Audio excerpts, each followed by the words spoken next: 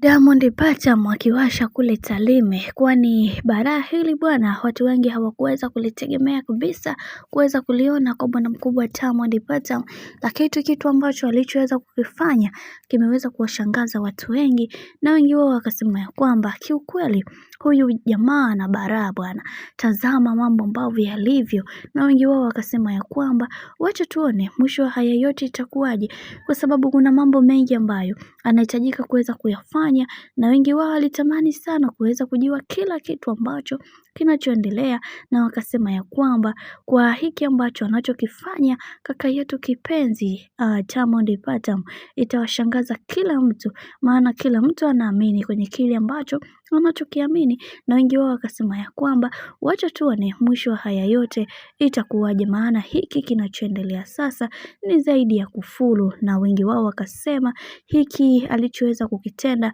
Diamond Platnumz hakuna ambaye atakayeweza kukitenda, lakini kuna baadhi ya mashabiki wao wakasema kwamba yupo msanii hodari angeweza kufanya hiki ambacho kilichoweza kutokea, kwa sababu tunaamini na tunajua na uwezo mkubwa, lakini kwa hiki alichoweza kukifanya kaka yetu kipenzi Diamond Platnumz kimeweza kuacha watu midomo wazi, na wengi wao wakasema ya kwamba hapa kwenye hiki kinachoendelea kwa sasa tunaamini kuna vitu vingi ambavyo vipo, na kila mtu anatamani sana kuweza kujua kila kitu ambacho kinachoendelea kwa wakati huo bwana. Mambo ndo kama hivi ambavyo unavyozidi kuona, mambo yanazidi kuwa mengi juu ya hawa watu.